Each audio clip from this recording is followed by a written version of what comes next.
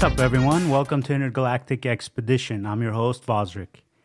This week's guest, my good friend, Chris, the Beast, Aguilera. What's up, bro? What's up? So, last time I spoke to you, you came off on a 13-second knockout. My last fight was 12-second knockout. Sick. Yeah. Who are you fighting? My last one was against Tom Gloudman. He was a wrestler from, I think, up north, like Palmdale area, something like that. And what organization was it for? Bama USA. Yeah, so that was like a number one contender fight for Bama USA. So I'm the number one contender now, so my next fight should be for the title. Nice. Yeah. And the next person that you're fighting, is it the champ? Who is it? It would be the champ. We're still trying to decide what's going to happen next. If we fight for them, if the champ's ready, what our next steps are. What do you want, title fight? Dude, I'll fight anyone. I don't care. You really? I don't give a fuck, yeah. So what about if they offered you like a number 2, 3 guy from that same organization? A fight's a fight. Like, I want to fight the champion. I want to take his belt, but if there's another organization who wants a fight sooner, or if there's another opportunity that comes along, I'll take that. When was your last fight, the one that you came off of a knockout you won? How long ago was that one? Like a month ago? No, I came off of a 2-fight losing streak. And then I had this fight. So, but how was this one? Like, how long ago was this one? Oh, it's cool. It was like a month ago, yeah. Yeah? Yeah, on the 10th of June. And how often you plan to fight? Probably every like couple months, 2-3 months. Yeah, like I didn't get injured in my last fight. I hurt my hand a little bit, just hitting him in the head. But other than that, like my hand usually gets hurt in the fights just because they're tiny gloves and I hit hard, I guess. But yeah. So I'm healthy. I'm back in training, ready to go whenever. Exactly. So what did you think about the UFC fight card? Oh, man, all weekend was sick. The Jacek fight, the Rafael dos Anjos fight was freaking awesome. Eddie Alvarez looked amazing. Jacek showed some of the best footwork I've seen. Like, not to sound sexist, but women fighting, like, I feel like if you watch the early UFCs and you watch where the men striking were in the like UFC 1 through 15, it was kind of basic compared to what we have now at UFC 200, like so many events later. Yeah. I feel like the women striking in MMA, like a lot of them are still swimming. A lot of them are on the mitts. They look amazing. But when it gets to the actual fight, they're still like UFC 90. So you're saying basically Joanna Jędrzejczyk is on a whole nother level? Oh, man, yeah. She's an amazing striker. Her footwork looked phenomenal. So she is better than, let's say, Holly Holm? Holly Holm's another one who's had an extensive stand-up career, so I think Holly Holm's also on a higher level of striking. But the girls who are good strikers in the UFC, you can count on one hand. What about that Miesha Tate fight? Man, Nunes cracked her with that big right hand, I believe. Broke her nose, and after that, Miesha was she was done after that. She turtled against the cage, was like holding on. You think that's from the pain of the broken nose? Have you ever broke your nose? Nope. Oh, it hurts a lot, especially if you're going to keep getting hit in that. And then I think it happened so early in the fight that it kind of took away her spirit a little bit. You know what else was good? What else was a good fight was when Eddie Alvarez and Dos Anjos were fighting. No one expected Dos Anjos to lose. And then first round. That was like insane. It's rare that you have someone who destroys his weight division like that. Like he fought Anthony Pettis, destroyed him. He fought Cerrone. Oh my God. Him, yeah. He destroyed Cerrone. And then you come back and Eddie Alvarez straight out of Bellator. You know, like it's only been like 3 fights in the UFC, and they gave him all savages too. Each fighter he's fought has been ridiculous. Well, comparing their performances against Cerrone, that's what I was going off of because that was one of their common opponents. But and Pettis, I guess. But comparing how they fought against Cerrone, like Cerrone beat up Alvarez the first fight. Yeah. And then Dos Anjos just murked him in the first round. So I thought, I was going off of that, like, oh my God, like their comparative performances against the same guy, Cerrone, a high-level striker, and just got put on him by Dos Anjos. I was like, man, Dos Anjos is going to start fast. He's going to catch Eddie Alvarez. And a common thing for Eddie Alvarez is to get caught in the first round. He has a slower start. But, dude. When he was destroying people like Donald Cerrone and I think Nate Diaz also, they were saying that this guy might be on something just because he was destroying the fighters so devastatingly, like quick finishes and nasty finishes, finishing top level guys. But Saturday he looked smaller too. Did you notice that? Maybe. Or Eddie Alvarez was bigger? I think Dos Anjos looked pretty similar to what he normally looks like. Like, I'm sure, like Nate Diaz says, everyone's on something. But he's passed all the USADA tests, so there's no definitive proof that he's done anything. Yeah. And, like, I've trained with the dude. The dude's a savage. I've seen his training as far as conditioning goes. I've seen him wrestle. I've seen him in the room working. And dude's a savage. And the same way he trains is the same way he performs in the fight. So seeing that, like, week after week after week, or, like, hearing stories of him in the gym week after week, just putting it on dudes, it is no shock that he's doing that. He is amazing. And like he said, you can get caught. Anyone could get caught. His hands were up, and he still slipped it. Dude, he snuck it right behind his guard. Right behind him, and he just couldn't get back. He was like...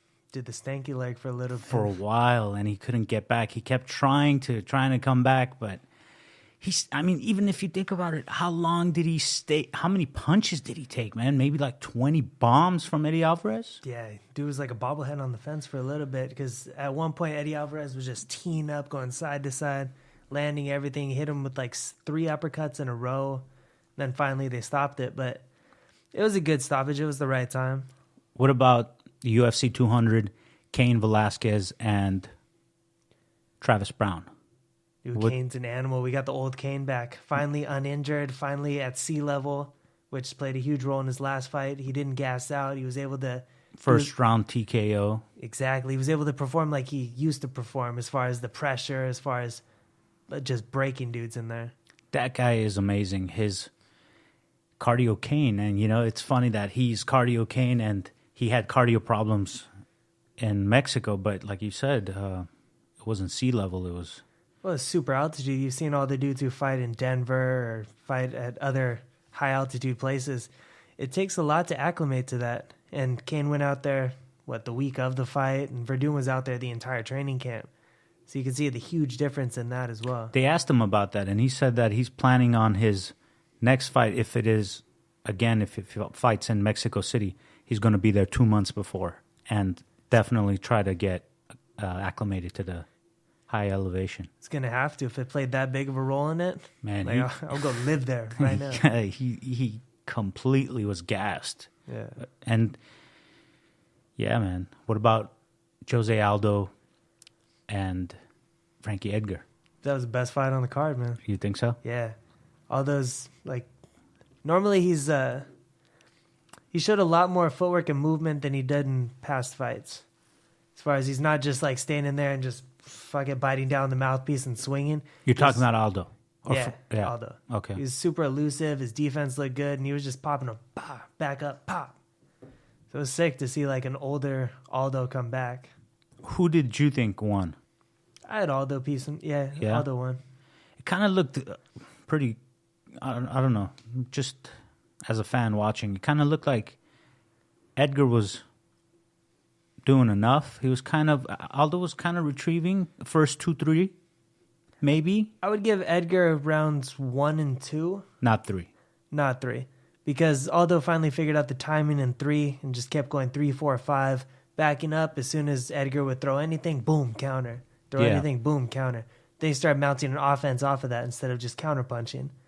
So after he started catching him, you could see his confidence start growing. Then he caught him more and more. That was definitely a really cool fight. Really cool fight. And I thought Frankie Edgar would have, before the fight, I thought Frankie Edgar would have won. But because if you look at it improvement-wise, Frankie Edgar has changed a lot from when you go back, look at when they first fought to now. But Aldo came out, his physique was like, you could tell he had really focused on his strength and conditioning. Well, compared to his last fight against Conor McGregor, yeah, like he looked very deflated in that Conor McGregor fight. He looked like maybe he did too much cardio, maybe drained himself too much. I'm not sure what his camp looked like, but now he looks like all buff again. He looks like the Aldo of old, as he said. Yeah. Did you see that one picture of Conor McGregor standing up in the crowd staring at Jose Aldo while they're about to fight? Yeah, did you see Jose Aldo call him out right after? Right after the fight. He wins the fight, goes over, I'm coming for you next. That was awesome, man. That was awesome. Okay, what about Daniel Cormier and Anderson the Spider Silva? What did you think about that fight? It went about as how I thought it was going to go. Yeah. Like, he's the best striker, most unpredictable striker in the UFC that there's been. Possibly the best fighter there's ever been. Why would you stand up and bang with him when you're a superior wrestler? You know his weakness is wrestling. Why wouldn't you take the path of least resistance? Definitely. Like, I was getting texted the entire fight like, man, this is so boring. This is stupid. I'm like, would you try and stand with him? Like, I don't think so. Hell no. I would take him right to the mat. People were booing Daniel Cormier as soon as he took him down, but what is he supposed to do? He's not a striker like Anderson Silva. So what do they want him to do? You want him to attack his weakest point. Anderson Silva's weakest point is proven. Even Chael Sonnen took him down for 5 straight rounds. Yeah. And so 3 rounds, Cormier took him down, but the crowd wasn't happy. Like Cormier said, he's fighting for his livelihood. He can't stand up and strike. And you saw that liver shot that Anderson Silva caught him with. The instances that they did stand, Anderson was able to mount that offense and put him in danger. Completely. Exactly. His strikes were so much more accurate than whoever he's fought. He hit him like 2-3 times, and 2-3 times were perfectly connected. That foot into the liver, he almost like... You saw him wince, you saw him bend holding over. his stomach, yeah. And the first thing he did, fuck this, I'm going back to the mat. Quickly, he grabbed him and took him down again. Exactly. Because you can't, man, you can't. What if he lost that? How devastating would that be for Daniel Cormier's career? That's what he was saying after. Like, he'd still be the champion, but there'd be an asterisk. How lame would that be? Like, okay, next fight. Brock Lesnar and Mark Hunt. Man, Brock Lesnar looks so much better than I thought he was going to do. I had Hunt winning that. I put money on, what's his name, Hunt. Did you? Yeah, because, like, I assumed that Hunt would go out, hit him once, Brock would shell up, and Hunt would just finish him. But those takedowns were freaking unreal in the beginning. He was able to lift Hunt up. Like, Hunt's a big dude. He's got one of the highest takedown percent. 250-pound guy. 265 he weighed in. Wow. And he has one of the highest takedown, takedown defenses percentages? I think so, yeah. Yeah, in the UFC. So the way Brock was able to just pick him up against the cage and literally lift him and dump him on his ass, it was awesome. Yeah, Brock looked really good. Especially all that time off. How long has he been out? 5 years. Yeah, come back after 5 years, beat a top 10 guy and a fucking murderer, Mark Hunt. Crazy. Oh, dude. And I mean, look at the guys Mark Hunt has just destroyed recently. Frank Mir, Roy Nelson, Stefan Struve, everyone. He's like complete. Yeah, Roy Nelson, the guy who nobody had finished. Yeah, who was taking those bombs from what's his name, the Black Beast. The Black Beast. Yeah, dude, damn near took his head off, and he comes back. Did you see that? People were talking about it on social media. The Black Beast hit a Big Country with a right hook, and his head just flew. And I'm surprised it didn't come off. Dude, you see in the background, there's Dana White and I think it's one of the Fertitta brothers is like standing up, and they're like, "Oh my God!" Like, what happened? And nothing happened. But yeah, you're right. Mark Hunt just knocks him down, walks off, and he's out. But That was an insane fight. Honestly, I thought Mark Hunt would have won, but Brock Lesnar surprised everyone. Yeah, man. I didn't think he would have that much pop to his step after 5 years. Like, his physique, the way he came in looking, I thought he was going to be super muscle-bound. I thought he would tire out a lot quicker. Me too. But even in the third round, he was able to take him back down. He was able to mount some offense. Like, he got tired in the second, but I think he got a second win in the third. Yeah, Able to come definitely back. agree with that. It was a surprise, man. It was a surprise. People were questioning USADA allowing him that 4 months of... Man, that horse meat, whatever the fuck he's eating, I want some of that.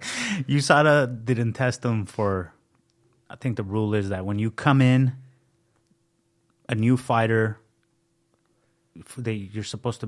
Like 4 months. Yeah, and testing.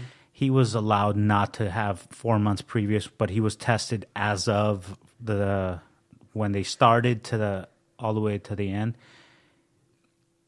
He passed all of them. So I mean, speaking of passing all of them, what about John Jones not passing it, and then Anderson Silva had to step in?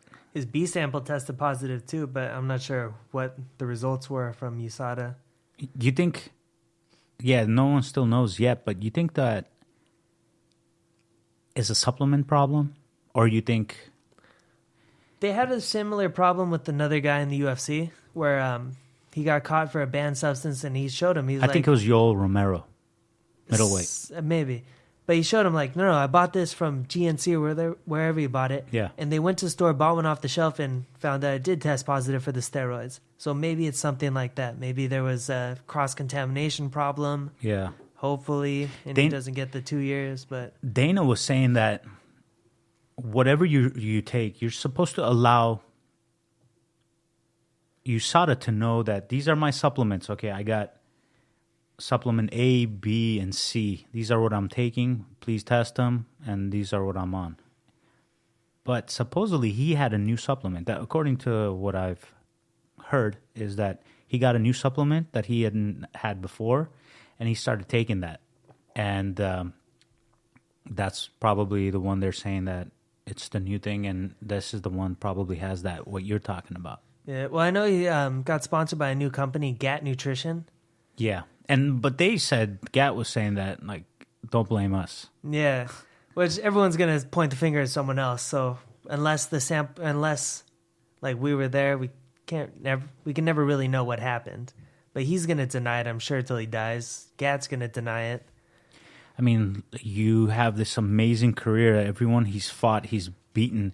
All of a sudden now, you test positive for cocaine, and then it's this thing now. So obviously, Cocaine, the hit and run.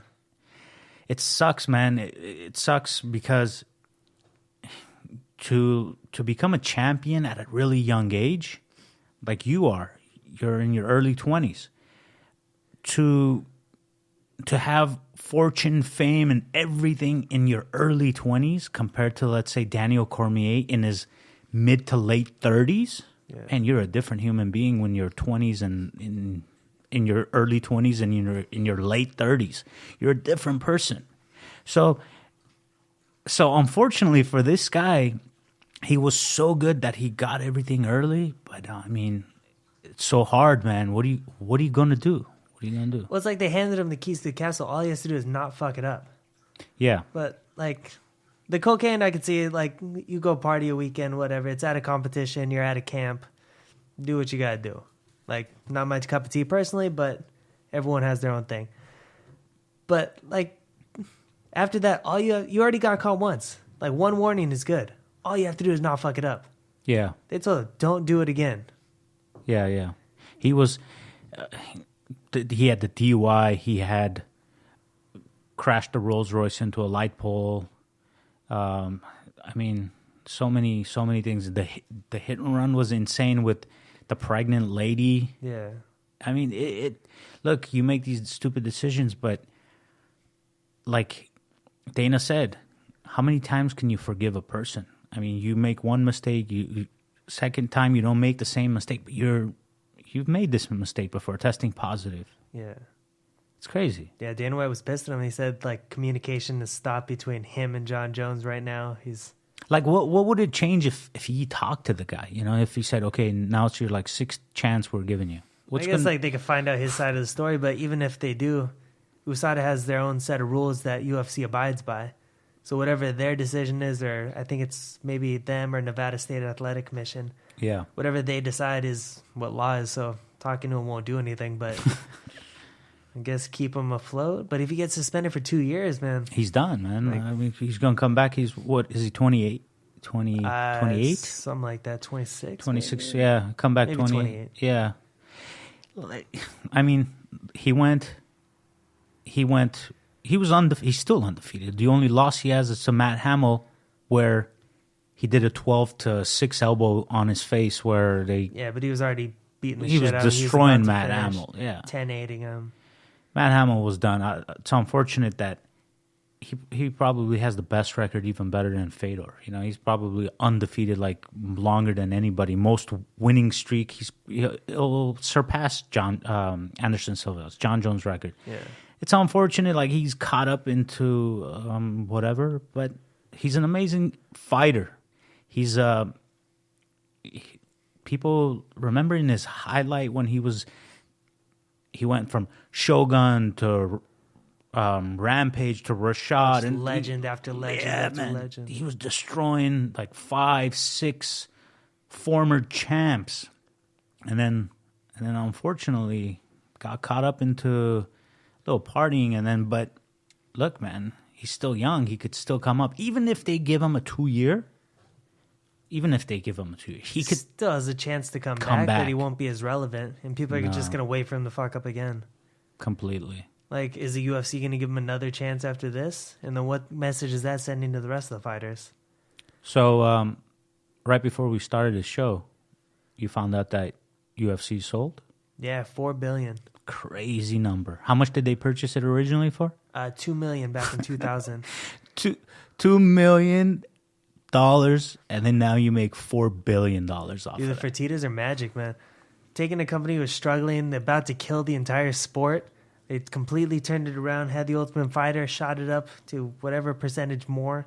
Crazy. Dude, $4 billion? They're going to be sitting pretty. That is insane. I heard that they're looking to purchase the football team in Las Vegas. Yeah. Crazy, right? That's going to be crazy. Sure, a lot of football players are going to get in trouble with that one. But it's crazy, man, like how they turned the sport. You go back when they purchased it, Zuffa purchased it, to now. It's a complete different sport. It was so underground before. Now every corner, you go down the block from here. Ronda Rousey's training like 30, less than, like 15 minutes from here. Yeah. Ronda Rousey's training down there. You go 5 miles north, you got Abu Dhabi world champion Diego Sanchez is up there, you know. Orlando Sanchez is up there. It's crazy. Speaking of Diego Sanchez, do you watch that fight? Oh, Joe man. Lozon? Joe Lozon took him. Bro. Man, I think Diego's about done. You think so? Yeah, I think he's been done for a couple fights, but this kind of solidified it, you know. Joe Lozon's not the biggest power puncher out there, but the fact that he was able to stop him in the first and knock him out on his feet. I get it now. You're talking about how he's done as in, like, his brain is done. Yeah, your jaw can only take so much, especially, like, getting up there in age. He won the Ultimate Fighter 1. Crazy. This is, like, Ultimate Fighter 20-something now. It's 23. Yeah, 23, so. Crazy. Tatiana won. Yeah, she did. She looked good, too. She trains in Rancho Cucamonga. Does she? Yeah. Again, there you go, 20 minutes away. Everything is, everywhere you look, there's champions. You go to San Diego, Dominic Cruz, San Jose, 3 hours. It's crazy how, like, well-known the sport is now as well. Like, I walk down the street, I have these big-ass ears. Cauliflowers. Yeah, and everyone, like, I get stopped in the most random places, like, bro, are you a fighter? Are you a fighter? And everyone thinks it's the coolest shit ever. Yeah. Like, before I walk down the street with this, they'll be like, oh my God, he's disfigured. Like, poor thing, Donnie, don't look. Telling their kids, I'm like. Was it always like that, or it changed? Really? Just when I started, like, about 2 years into training, maybe 3. What is it from? Like, is it a lot of head clashing into your ear? Like 3 wrestling practices I had this. Are you serious? Yeah, I had this guy in a front headlock. I snapped his head down, went to reshoot, and he popped his head up right into my ear, and it just started to swell after that. Wow. Yeah. And then like I went to roll the next day, like I had it drained and everything, but I went to roll the next day, and some guy like smacked my ear, and it just popped open again. I went to the doctor. He like cut it open and it exploded. Crazy. Yeah, it was crazy, man. Because I was sitting there. He numbed it all up, and he stabbed it. And I saw he was wearing a face shield, and I see like blood squirt on his face shield, but I couldn't feel anything. Oh, so I see like little pieces of like blood and scar tissue just pop open. I'm like, oh my god! Good thing he's wearing a face mask. Yeah, it was worse because I had school the next day, so he like packed it and he wrapped my head up with things. I'm like, trying to wear a hat, trying to wear like a hood. Oh, I'm like, how the fuck am I gonna explain this? Oh man! So you never trained with those ear protectors on? After for a little bit I did, but It's annoying. yeah. Well, what's annoying about it? People say it's more annoying wearing a cup than wearing those ear protectors. See, I don't wear a cup either, so I don't know. Got balls of steel, so it's fun. No, just kidding. Just Maybe the cup, without the cup, you'll lose immediately, but the ear, you could take that pain, but you can't take the groin shot. There's certain things like every time I wear it, I'm like constantly adjusting it. Someone will get me in a headlock, and things that I feel like I should be able to slip out of. Oh, I'm not that's in the slipping out way. of. Gotcha. And that irritates me. So I don't know. I'm sure I should wear them, but this thing's not getting any worse. And my other ears, That's cool. I'm willing to sacrifice Speaking it. of ears popping, what about Leslie Smith's ear? Remember when her ear popped? Dude, your ear came off. That was wild. crazy. Yeah, she's a tough chick. And what about when she fought Cyborg? That was... Was that a fight? You're calling that a fight? Cyborg's an animal, man. Cyborg's crazy. They don't call her Cyborg for no reason. I mean, she's amazing. So I've always like seen her around, right? Yeah. And I've always seen like her just killing these chicks. But I'm like, She trains where you guys train, right? exactly. So Yeah. I rolled with her one time, and I'm like, okay, she's a woman. We'll go nice and light. So I like touch hands, start like rolling with her. All of a sudden, she's like on my back, and I'm like, oh, this is cute. Like, okay, I'll start fighting your hands. She like lifts me up in the air, slams me on the mat. I'm like, what the fuck? Like, I'm like looking down at the floor. I'm like, how the fuck is she lifting me? I was like 185 at the time. Yeah. And she like picks me up and boom. I'm like, oh shit. All right, we're doing this. She cuts from, I think, 170 or 180. Yeah. I mean, she's big. She's not a 110-pound girl. She cuts from, honestly, I've seen pictures on scale. It's like 175 maybe. Yeah. That's what featherweight guys cut at, don't they? Yeah. So one last fight on UFC 200 that we didn't talk about. Miesha Tate and Amanda Nunes. We talked about that one first, but We talked about it before the show. oh, word. Yeah. Man, That Nunes was looked crazy. good. Nunes looked really good. Her striking looked crisp. She came in with a mission, planted one right on her face, busted her nose up. No one expected Nunes to walk out. Everyone actually was saying that Miesha is getting an easy fight. And she said, I'm not getting an easy fight. This girl's not easy. And after her nose was broken and stuff, she was saying, I told you guys she wasn't easy. Yeah, well, yeah. I don't know. I thought Tate was going to wrestle her a little bit, but she caught her so fast in the first round that she didn't really have a chance to get started. And I don't know. I'm not sure. Like, I don't have that good of a memory of Tate's past fights as far as like if she's a fast starter or not. No, she's slow. Yeah, but Nunes is a quick starter. She came out, bam, popped her first. Like within the first couple minutes, she broke her nose, and after that, she just Insane. yeah, she looked real good, man. Did you watch the TJ Dillashaw Rafael Sunsao fight? That was a good fight. Oh man, Dillashaw looked great. That was a good fight. Yeah. What else fights were there that were... Gegard Mousasi? Yeah. Gegard was good. A lot of decisions. I think the prelims, not the first three, but the second part prelims, not the ones on Fight Pass, the ones on FS or Fox, FS1 or whatever it's called. Those, there was a lot of decisions. Yeah. And then the matchups were really good though. Cain's was a knockout and Nunes's was a knockout. The rest were again decision. Yeah. Jose got a decision, Cormier got a decision, Lesnar got a decision. What did you think about it? Did it live up to the 200 hype? I don't really. There were certain fights on the other cards. Like, I think they could have stacked. Instead of doing 3 fight cards, I think they could have done a little bit better at having one super fight card. Like, the matchups were amazing. These are, like, all the fights I wanted to see. And they were great fights. Like, even the decisions were fights that were interesting and good to see. But, like, putting Rafael dos Anjos on UFC 200, that should have happened. The best fight of the weekend, I think, was Alan Jouban versus Bilal Muhammad. Oh, man. That was the best fight of the weekend. That dude was getting... Jouban. Did you see Bilal Muhammad take those kicks to the head, come back, and put it on him in the 3rd round? Man. Well, what happened was Jouban destroyed him. Like, he was like... He blew his load in the 1st. Yeah, completely. I mean, that guy would... Man, I don't know. That guy's head is probably like how Diego Sanchez's used to be. Like you were talking earlier. Yeah, well, Bilal's a tough dude, man. I've trained with him when I was out in Chicago at Midwest Training Center, and he came down there for a couple of times wrestling. Dude's just heavy wrestler, constant pressure.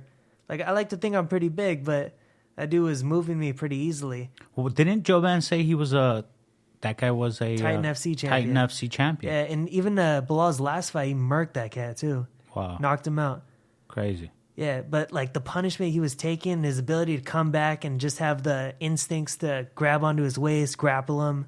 Amazing. Take him back. Dude, that was the best fight of the weekend. Speaking of Alan Jouban, he also trains like 10 minutes from here. He's in Burbank. Is he? Yeah. He's like 5 minutes, 10 minutes. Yeah, Sakasan and... Yeah, Saxons, yeah. Yeah, I mean, there's so many gyms, man. Yeah. So many. There's... Like even where you're at, it's like 30 minutes away. It's like everything is like, it's crazy. It's crazy. Crazy big gyms. Yeah. Big bunch of big gyms. It's not like in Albuquerque, there's like Jackson and Winklejohns, and that's it. Over here, I mean, over here, Long Beach. Check out. BTT Long Beach is a big one. Yeah. We have Body Shop. In McKee's Place. Dynamics. You have former UFC heavyweight Anthony Hardunk. I mean, it's everywhere, man. It's everywhere. Yeah. Well, where I train at in Westminster, there's like 2 gyms that I train at with a huge roster of fighters: Misfits MMA and then Classic Fight Team. And then between Total MMA, Misfits, and Classic, the guys who come in and out of there, we have like UFC guys. We have crazy all these crazy dudes who are like super talented to come into these 3 places, but the amount of guys these bring in is nuts, man. Lots. Black House, Long Beach, yeah, right? Or OC, somewhere around there. Yeah, I think it's Orange County. So when is any word on your next fight? Probably going to be end of August, around like maybe the 27th. There's a couple cards on that day we're looking at, so. Yeah. Same organization, Bama? We're still deciding. Undecided. Not sure, yeah. I have my manager, Jason House, is hopefully cool. text me soon and find out. Got you a fight. Yeah. What else are you doing besides fighting in the meantime? That's about it, man. Just trying to get better every day. Working on some of the things, like my last fight was 12 seconds, but there were still things that I didn't like. Really? As far as my weight cut, it needs to go better. I need to get a little more on top of my nutrition and diet. The dude did hit me with like a couple punches in our exchanges. He hit me with the left hook because I dropped my hand. In the 12 seconds, there was like a couple of good exchanges? There was... maybe one? I hit him more than he hit me. Yeah. As far as like I landed 4 punches, he landed 2. Yeah. But still, he landed 2 punches. You don't want that. Means that. I'm doing something wrong to give him the opportunity to land those 2 punches. And if I want to be a better striker, I shouldn't be I shouldn't be getting hit by those like punches that I saw coming. Yeah. So there's little things that I need to shore up, and I'm with my coaches. Is that with more mitt work then you figure that stuff out, or what? Mitt work and drilling. So like I should be in the mirror every day doing these certain drills, the footwork shadow drills. boxing. Exactly. Like the small movements I need to get a little better at and a little more consistent with. And anything else from, speaking of movements, anything else you see that you want to change up a little bit? Just head movement, basically, so you don't get punched? Yeah, but that'll come with the working with EJ, the boxing coach, and working with Tyler, my Muay Thai coach. Awesome. So the more I work with them, the more comfortable I feel, the more who natural. Who are your coaches right now? Brady Fink over at Misfits, Giuliano Prado at Total MMA, and then Ernest Chavez as well over at Total, and then Tyler Wombles at Classic Fight Team. Misfits, that's where Bisping's training? Yeah, that's Bisping's coach as well. They usually go over, Brady will go over to Ruka and work with Perillo and all those guys over there. Crazy, right? Yeah. Another like big gym. Exactly. Ruka putting out all these crazy dudes too. Crazy, man. It's nuts to see those pictures. I'm like, I want to get invited to go train over there. Like, you see all these crazy UFC guys who, like Mark Munoz is always over there. Bisping's always over there. How long has Bisping been with Misfits? I think around 6 years he's been working with Brady. Crazy. Yeah, Brady hasn't, I don't think Misfits has been around that long, but Brady and Michael have been working for a while. They used to work together when they were over at HB Ultimate. Yeah. So Misfits is obviously one of your sponsors. It's on your shirt. yeah, it's the gym. That's Misfits, awesome. Total, and then this is All or Nothing MMA. Awesome, man. My last fight. Any before we take off, any sponsors? Anything else you missed? Yeah, HTS Inc. is a big sponsor of mine. They've been with me through all my fights. Vulcan Fight Shop, Green Tomato Grill, Acai Republic has been with me through all my fights. All or Nothing is the new one as well. Awesome, man. All these guys are supporting up-and-coming young fighter. You're in your early 20s, right? Yeah, man. All these sponsors have been with me like up and down. When I was on 2-fight losing streak, they didn't leave, which is a big thing. Oh, last one, Go Earn It Wrestling. This Awesome, guy's man. been a huge part of my career as well. I got with them when I was making my pro debut. Crazy. Yeah, we started working with him, and like I said, through the They've ups been and with downs. you from the beginning. Yeah, which is a big thing. Like, some of the sponsors left when I started losing fights. And like you just said right there, they've been with you when you lost, and the ones that left you when you lost, you're not with them anymore. Now you're on winning streak and knocking people out in 12 seconds. Do you want them back? Some of them I would work with, some of them I wouldn't. But, like, you know what they say, everyone wants to ride in the limousine, but no one wants to help you push your car when you run out of gas. Yeah. Like, it's the people who are going to be with you when you have nothing that you want to take when you have a lot. Yeah, like Connor's girlfriend, right? Yeah, exactly. When he was broke on welfare, she was right there. Now he's a multi-millionaire, and he has her on the side. So very true, man. Last thing, let everyone know how they can contact you on social media. Yeah, Instagram, Facebook, Twitter, and Snapchat. It's DAT Beast Chris. Cool, man. Yeah, Thanks, so man. Hit me up, give me a follow. Thanks for coming by, bro. Really appreciate it. Love your fights, and keep doing what you're doing. Keep training hard, and one day you're gonna be on the show, and you're gonna be the champ, bro. For sure, man. Thanks for having me. Anytime, you're welcome to come by. Thanks, everyone, for supporting Intergalactic Expedition. Please subscribe on YouTube. Follow us on Instagram, Facebook, and Chris is goofing off. And see you next week. Peace and love.